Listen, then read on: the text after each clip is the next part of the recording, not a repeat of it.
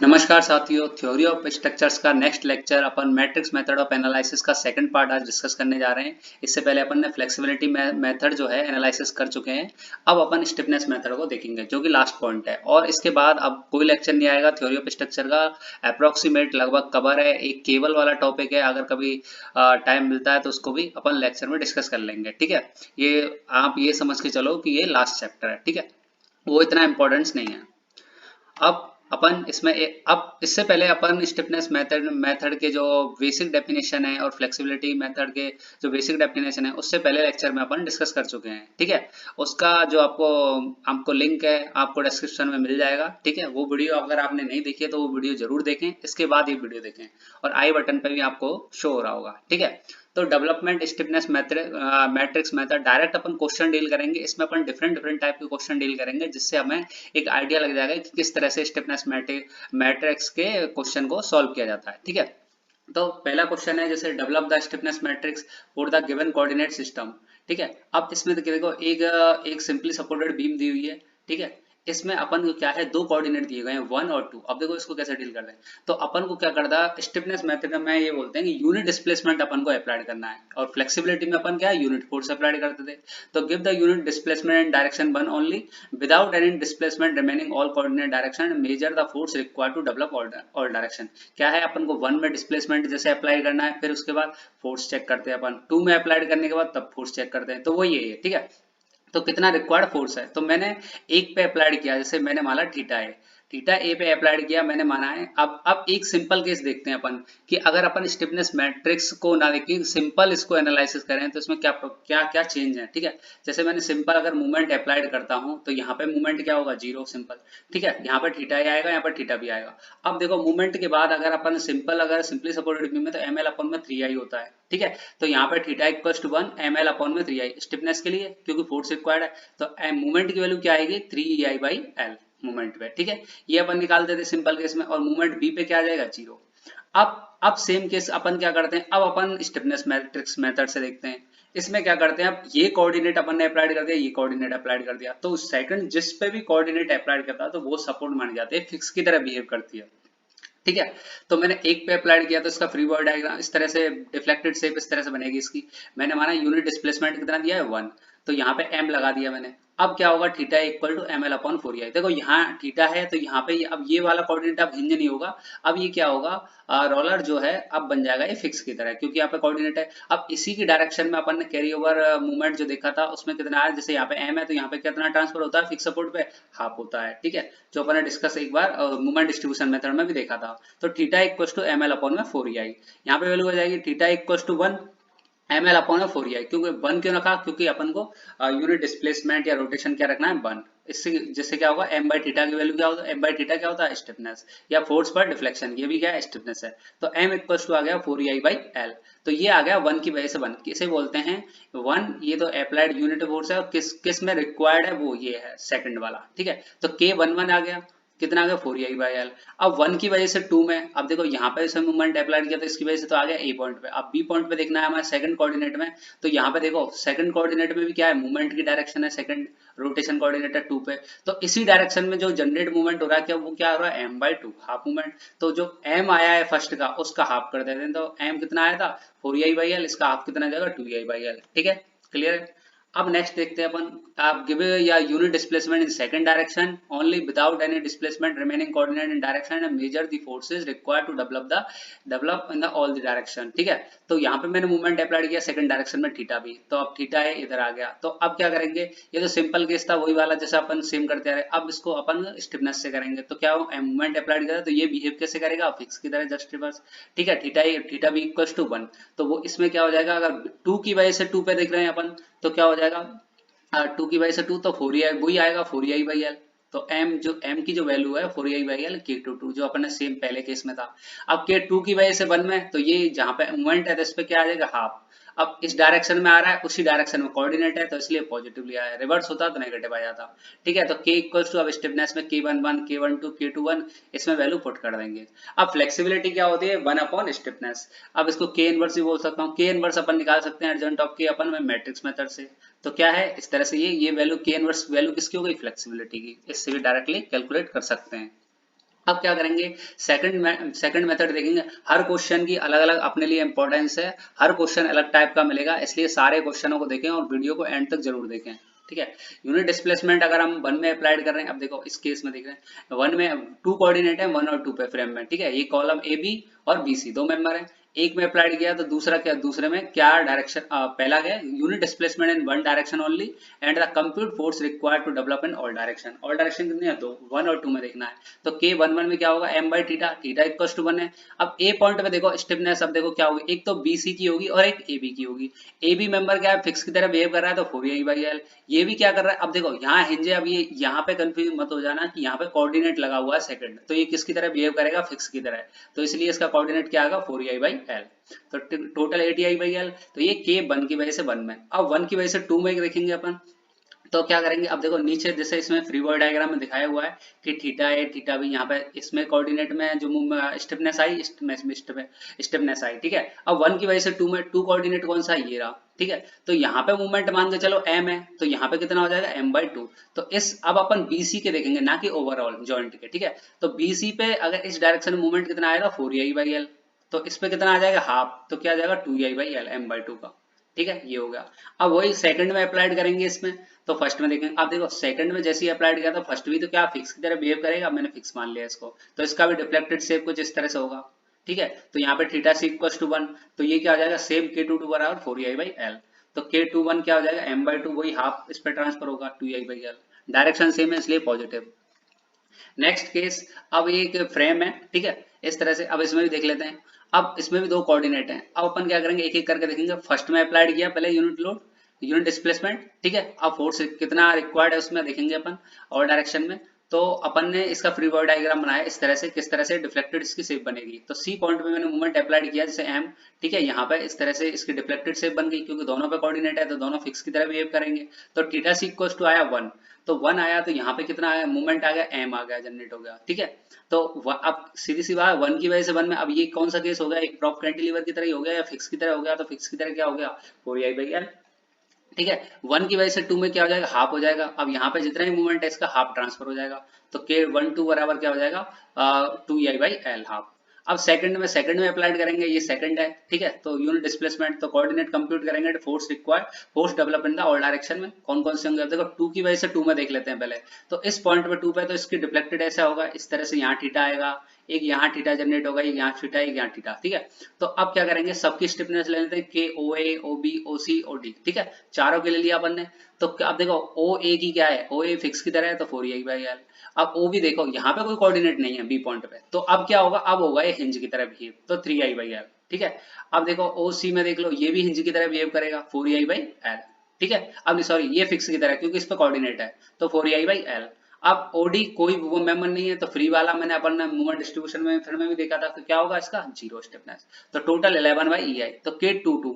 अब k22 अगर आप निकालो, अब 2 1 की वजह से आएगा, तो इसका क्या हो जाएगा, देखो यहाँ पे अप्लाइड किया है m, अब देखना है हमें 2 1 की वजह से, मान चलो ये भी फिक्स है, तो यहाँ पे जो मूवमेंट आएगा इसका हाफ ट्रांसफर हो जाएगा, तो m/2 4a/l का हाफ हो जाएगा यहाँ पे। या ऐसे भी कर सकते हो, k21 निकाल ले तो k12 ऑटोमेटिकली वही सेम वैल्यू आएगी, क्यों, क्योंकि उससे मैक्सवेल रेसिप्रोकल थ्योरम से अपन ने डील भी किया था ये क्वेश्चन, इस तरह के क्वेश्चन। ठीक है, अब नेक्स्ट केस देखते हैं अपन, फोर्थ क्वेश्चन।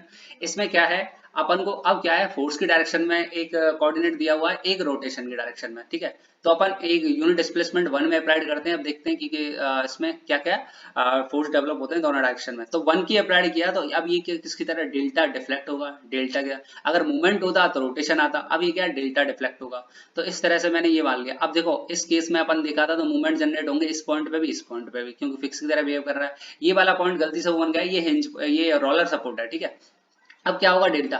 अब मुझे P की वैल्यू निकालनी है, क्योंकि P की डायरेक्शन में तो मुझे फोर्स रिक्वायर्ड है, क्योंकि 1 की डायरेक्शन में तो P है। तो अब क्या करेंगे, मैं A पॉइंट पे मूवमेंट ले लेता हूँ। यहाँ पे देखो ये मूवमेंट है, ये मूवमेंट देखो, एंटी क्लॉकवाइज, तो दो मूवमेंट हो गए, एंटी क्लॉकवाइज पॉजिटिव ले लिया। अब P क्या डायरेक्शन है, ये P इंटू एल, ये L है। ठीक है, L डायरेक्ट, तो P इंटू एल, तो ये हो गया क्लॉकवाइज डायरेक्शन में, तो इसलिए नेगेटिव ले लिया। तो P इक्वल टू वैल्यू आ गई 2m/l। अब अपन जानते हैं कि इस तरह से अगर कोई डेल्टा सेटल करता था, तो हमारा मूवमेंट क्या होता था, 6ei delta upon L square. तो अपन ने m की वैल्यू पुट कर दी, 6ei डेल्टा अपॉन में एल स्क्वायर। यहाँ से क्या होगा, 12ei, P की वैल्यू आ गई 12ei डेल्टा अपॉन में एल क्यूब। अपन को स्टिफनेस निकालनी है, तो क्या होगा, डेल्टा इक्वल टू 1 हो जाएगा। तो K11 किसके बराबर है, P के बराबर। तो क्या हो जाएगा 12 EI डेल्टा अपॉन में LQ, डेल्टा इक्वल टू 1 रख देंगे। अब 1 की वजह से 2 में देखेंगे। अब 1 की वजह से 2 में क्या है, रोटेशन है। अब इस रोटेशन की डायरेक्शन में मूवमेंट है, कोई है, ये एम जनरेट हो रहा है। अब देखो इसकी डायरेक्शन क्लॉकवाइज है, इसकी डायरेक्शन एंटी क्लॉकवाइज, इसलिए साइन अपन ने नेगेटिव लिया है। तो इसकी वैल्यू डायरेक्टली हमें पता है 6 डेल्टा अपॉन में एल स्क्वायर। डेल्टा की वैल्यू अपन ने 1 पुट कर दी क्योंकि स्टिफनेस निकाल रहे हैं, ठीक है। अब सेकंड केस देखते हैं। सेकंड में अप्लाइड करेंगे यूनिट फोर्स और यूनिट डिस्प्लेसमेंट, और फोर्स कितना डेवलप होगा दोनों डायरेक्शन में देखते हैं। तो देखो मूवमेंट अप्लाइड किया तो इस तरह से कुछ डिफ्लेक्ट होगा, ये रोलर है, ये थोड़ा सा डिस्प्लेस होगा। अब यहाँ से यहाँ पे मूवमेंट अगर एम जनरेट हो रहा है तो यहाँ पे फिक्स पे क्या होगा, हाफ, ठीक है। अब क्या करेंगे, के बी की वजह से देखेंगे, के बी ए और के बी सी। अब देखो बी पॉइंट पे एक मूवमेंट ये रहा और एक ये रहा, बी सी पे होगा और एक ए बी पे होगा। तो यहाँ क्या आ जाएगा 4ai/l, ये तो फिक्स की तरह बिहेव करेगा। अब देखो इस पॉइंट सी पॉइंट पे कोई कोऑर्डिनेट नहीं है, तो ये किसकी तरह बिहेव करेगा, हिंज की तरह। तो 3i/l, तो टोटल 7ai/l किसके बराबर होगा, k22 के। अब 1 पे निकालना है, या तो आप डायरेक्टली पुट कर सकते हो k21 बराबर k12 होगा, या आप ऐसे भी कैलकुलेट कर सकते हो इस मेंबर को। अब ये फ्री है एक तरह से VC मेंबर, क्योंकि हॉरिजॉन्टल डिस्प्लेसमेंट हो सकता है इस पे। तो मैंने मान लिया RB कोई पॉइंट और यहाँ पे मूवमेंट अप्लाइड कर दिया 4ai/l, इसकी स्टिफनेस, और इसका हाफ आ जाएगा 2ai/l। तो अब इसमें डायरेक्टली मूवमेंट ले सकते हैं RB into L plus 4ai/l plus 2ai/l, किस पॉइंट पे, ए पॉइंट पे। तो यहाँ से डायरेक्टली वैल्यू RB की कैलकुलेट कर सकते हैं 6ai/l स्क्वायर, जो कि सेम है, ठीक है, डेल्टा में आ जाएगा। अब इस तरह से अपन ये वैल्यू कैलकुलेट कर सकते हैं। नेक्स्ट केस है 5 केस, बहुत इंपॉर्टेंट केस है। कैंटिलीवर है, कैंटिलीवर केस है, 2 कोऑर्डिनेट अप्लाइड हो रहे हैं 1 और 2, ठीक है। तो सबसे पहले 1 की वजह से अप्लाइड करते हैं यूनिट डिस्प्लेसमेंट, तो 1 की वजह से कितना फोर्स रिक्वायर्ड है। तो 1 की वजह से देखो नीचे केस दिखाया गया है, 1 की वजह से मूवमेंट अप्लाइड किया तो थीटा भी इक्वल टू आया 1। अब यहाँ केस में देखेंगे, यहाँ वही सेम केस है, तो 4ai/l हो जाएगा इसका, तो सिंपल। इसका सेकंड टर्म पे यहाँ पे कितना आ जाएगा, हाफ, लेकिन इससे हमें मतलब नहीं। अब हमें 2 पे देखना है। 2 पे क्या है, देखो वर्टिकल डिस्प्लेसमेंट है, क्या 2 की डायरेक्शन में ये वाला, मान के चलो, मैं मान लेता हूँ पी RB है, ठीक है। तो RB अब मूवमेंट ए पे, टोटल मूवमेंट ए पे अपन 0 कर सकते हैं, तो summation movement at equal to 0, तो RB इंटू एल, ठीक है। और ये हो गया एंटी क्लॉकवाइज, और ये क्लॉकवाइज 2 हो गए, ये मैंने नेगेटिव ले लिया, क्लॉकवाइज m और ये m/2 इक्वल टू 0। तो यहाँ से RB की वैल्यू आई 3m/2l। तो 3/2l, m की वैल्यू अपन ने ये वाली वैल्यू निकाल चुके हैं 4ai/l, तो इसकी वैल्यू डायरेक्टली पुट करके यहाँ से 6ai अपॉन में एल स्क्वायर, तो ये वैल्यू क्या आ गई 6ai अपॉन में एल स्क्वायर। इस तरह से कैलकुलेट कर सकते हैं। अब अपन यूनिट डिस्प्लेसमेंट सेकंड के डायरेक्शन में अप्लाइड करेंगे, और ऑल डायरेक्शन में फोर्सेस क्या आ रहे हैं वो अपन कैलकुलेट करेंगे। तो देखो सेम यही केस, अब अपन ने फोर्स की डायरेक्शन में अप्लाइड किया, क्योंकि सेकंड डायरेक्शन क्या है और डायरेक्शन फोर्स की है, तो क्या हो गया, ये यहाँ पे डेल्टा डिस्प्लेसमेंट इक्वल टू 1 होगा, यहाँ पे भी थीटा जनरेट होगा। अब मैं क्या करूंगा, ए पे मूवमेंट ले लूंगा, तो पी की वैल्यू तो अपन को कैलकुलेट करनी है। तो अब देखो इस तरह से हुआ है, तो इसका मैंने फ्री डायग्राम यहाँ पे बनाया है, रिक्वायर्ड इतना है, डेवलप ही हो रहा है, ठीक है। तो एम मूवमेंट आया, वही सेटलमेंट वाला केस बन गया। तो यहाँ पे इस तरह से, तो ये क्लॉकवाइज ये मूवमेंट जनरेट हुआ, तो ये अपन जानते हैं 6a डेल्टा अपन में एल स्क्वायर होता है।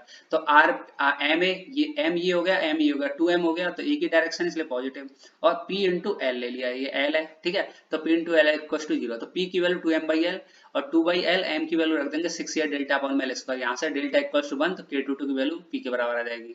अब k2 की वजह से 1 में या तो डायरेक्टली पुट कर दो, या फिर डायरेक्टली ऐसे कर सकते हो, 2 की वजह से 1 में देखो, अब 2 की वजह से 1 में, 1 कहाँ है तेरा, 1 की डायरेक्शन है क्लॉकवाइज, मूवमेंट की डायरेक्शन, तो ये भी क्लॉकवाइज मूवमेंट है। अब मूवमेंट अपन को पता है 6a डेल्टा अपन में एल स्क्वायर है, ये अभी कैलकुलेट किया सेटलमेंट की वजह से, ठीक है। अब अपन प्रोसीजर देखेंगे कि किसी क्वेश्चन को कैसे, अनडिटरमिनेट स्ट्रक्चर को कैसे एनालिसिस किया जाता है, किस तरह से उसकी स्टिफनेस मैट्रिक्स मेथड से अपन सॉल्व कर सकते हैं। तो इसमें स्टेप्स होंगे, मान के चलो ये सिंपल केस है, ये इनडिटरमिनेट है, ठीक है। अब मैं सबसे पहले मुझे डिग्री ऑफ काइनेमेटिक इनडिटरमिनेसी निकालनी है। फ्लेक्सिबिलिटी में अपन स्टैटिक इनडिटरमिनेसी निकालते थे, इसमें काइनेमेटिक, ठीक है। तो क्या करेंगे, D K equal to 3j minus R minus M dash. अब इसको एक्चुअली अपन को रिजिड मान के इसकी डिग्री ऑफ इनडिटरमिनेसी कैलकुलेट करनी है। तो 3 इंटू जे पॉइंट कितने 3, ठीक है। रिएक्शन कितनी है 1 2 और 3 5 हो गए, ठीक है। मेंबर कितने 1 और 2, ठीक है। तो 2 आ गए, तो थीटा भी मैं मान लेता हूँ 2 रोटेशन, ठीक है। अब आर भी मान सकते हो, कुछ भी मान सकते हो, वर्टिकल भी मान सकते हो, मैं थीटा भी मान लेता हूँ। अब इस पर डिफ्लेक्शन तो आ नहीं सकता, इसलिए अपन ने डिफ्लेक्शन के डायरेक्शन में, तो रोटेशन ही आ सकता है, ठीक है, इसलिए अपन ने थीटा भी माना। तो कैलकुलेट द स्टिफनेस मैट्रिक्स, अब K11 K12 K21 इस तरह से निकाल लेंगे। अब जरूरी नहीं है, ये तो सिंपल केसेस में 2 हैं, 3 भी हो सकते हैं अननोन, तो इस तरह से ये एक प्रोसीजर है जनरल, ठीक है। अब अपन को K इनवर्स कैलकुलेट करना है। K इनवर्स क्या होगा, मींस फ्लेक्सिबिलिटी कैलकुलेट करनी है। उसके बाद मूवमेंट निकालना है, जॉइंट मूवमेंट दोनों पॉइंट्स पे। फिर अपन को इस इक्वेशन में वैल्यू पुट करनी है, theta equal to K inverse minus K M Y, bar, ठीक है। m बार ही जॉइंट मूवमेंट है। अब क्या करेंगे, फिर फाइनल मूवमेंट जो अपन स्लोप डिफ्लेक्शन की इक्वेशन है उनमें पुट करके अपन बेंडिंग मूवमेंट कैलकुलेट कर सकते हैं। जैसे एक केस है, सिंपल केस ये वाला, ये दो स्पान है कंटिन्यूस बीम में, 10 किलोन्यूटन और 6 टन न्यूटन टन पर मीटर लगा हुआ है, ठीक है। तो स्टिफनेस मैट्रिक्स मेथड से कैसे करेंगे, तो सबसे पहले डीके निकालेंगे, तो 3j minus R minus M, तो 3 जॉइंट कितने, 3 आर कितने, 1 1 और 3 5 और मेंबर 2, ठीक है। तो इससे डी के आया 2, तो थीटा है और थीटा भी, मैं रोटेशन मान लेता हूँ 1 और 2, 2 आ गए अपन के पास। अब मैं स्टिफनेस निकालूंगा, तो सबसे पहले 1 पे अप्लाइड करूंगा यूनिट डिस्प्लेसमेंट, सेकंड और 1 की डायरेक्शन में अपन फोर्स क्या डेवलप हुआ है, कितना रिक्वायर्ड है वो अपन कैलकुलेट करेंगे। तो 1 की वजह से 1 में 4EI बाई एल, तो 4EI एल बराबर इक्वल टू कितना है 3, ठीक है।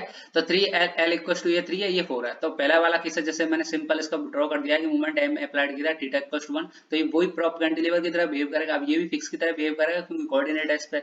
तो इसका आ गया हाफ, इसका हाफ ट्रांसफर हो जाएगा इसका 2 का, इसलिए 1 2 की वजह से आ गया 1 2 इक्वल टू 2 1 होगा सेम, और 2 की वजह से 2 पे, तो ये क्या होगा, यहाँ पे भी जनरेट मूवमेंट होगा, ये तो दोनों की स्टिफनेस जोड़ देंगे, बीसी की और एबी की, तो 4EI by L 4EI by L होगा, दोनों को ऐड कर देंगे। यहाँ से अपन की क्या आ गया, स्टिफनेस आ गई।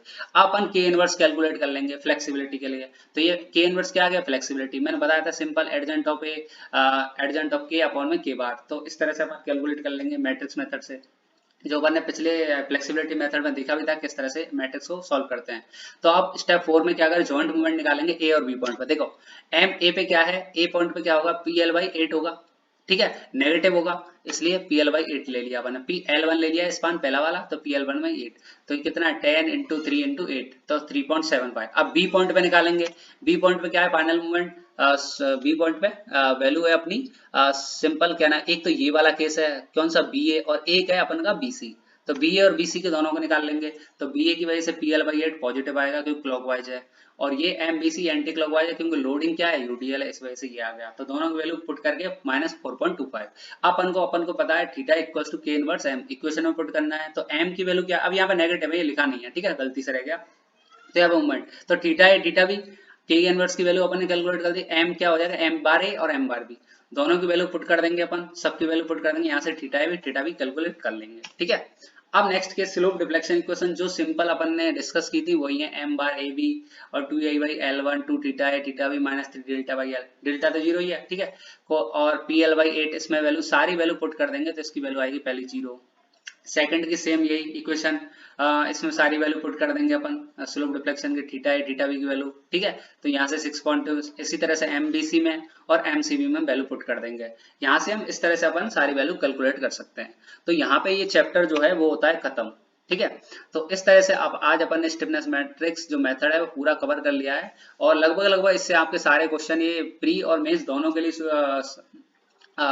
सूटेबल है, ठीक है। आप इससे क्वेश्चन लगाओ, डायरेक्टली आप कैलकुलेट डायरेक्टली आप क्वेश्चन कर सकते हो। अगर आपने जिन लोगों ने अभी तक चैनल सब्सक्राइब नहीं किया है वो चैनल जरूर सब्सक्राइब करें, ताकि आपको नेक्स्ट वीडियो जो है कभी भी आए आपको मिलती रहे। हो सके तो नेक्स्ट बार सोम की क्लासेस चालू होंगी, अब देखते हैं कब तक चालू हो पाती हैं, ठीक है। Thank you friends.